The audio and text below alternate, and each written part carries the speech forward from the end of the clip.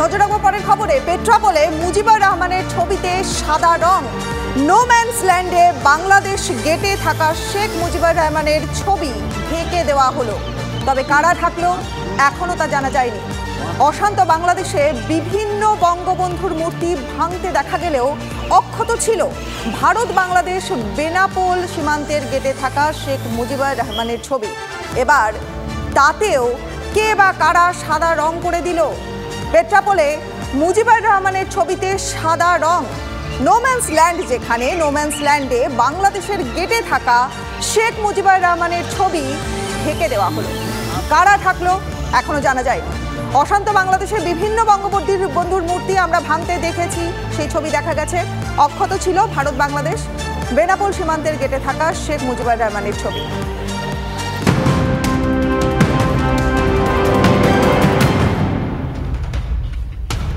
বাংলাদেশে বন্ধ ভারতীয় ভিসা কেন্দ্র। ভারতে আসার ভিসা অনির্দিষ্টকালের জন্য বন্ধের ঘোষণা। পরবর্তী নির্দেশ না দেওয়া পর্যন্ত বন্ধের ঘোষণা ভারতের।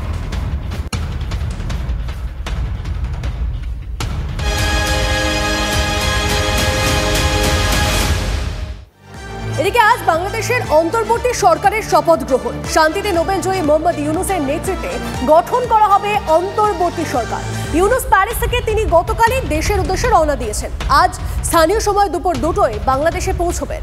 রাত 8টা নাগাদ বঙ্গভবনে অন্তর্বর্তীকালীন সরকারের শপথ অনুষ্ঠান হওয়ার সম্ভাবনা। আর আজ বাংলাদেশের অন্তর্বর্তী সরকারের প্রধান হিসাবে শপথ নিতে চলেছেন মোহাম্মদ ইউনূস। ভারতের সঙ্গে রয়েছে তার আত্মীয়তার যোগ। এবার বর্ধমানেই নাকি থাকেন তার এক শ্যালক। আশফাক হোসেন জন্মসূত্রে বর্ধমানের বাসিন্দা। তার দাবি, বর্ধমানের এই বাড়িতেই বড় হয়েছেন মোহাম্মদ ইউনূসের স্ত্রী আফরোজি ইউনূস।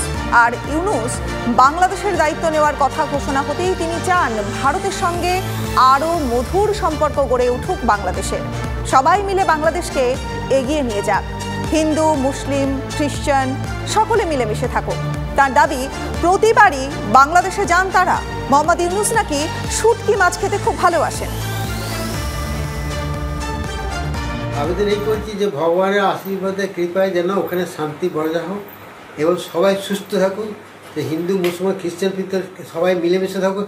আগে যে মিলেমিশে থাকতো এখনও মিলেমিশে থাকুক এবং সবাই যেন দুটো অন্ন, গরিবরাও যাতে দুটো অন্ন ভালোভাবে খেতে পারে। উপরওয়ালা ওনাকে সেভাবে সহায়তা করবেন, উনি সৎ পথে আছেন, নিশ্চয়ই শান্তি ফিরবে।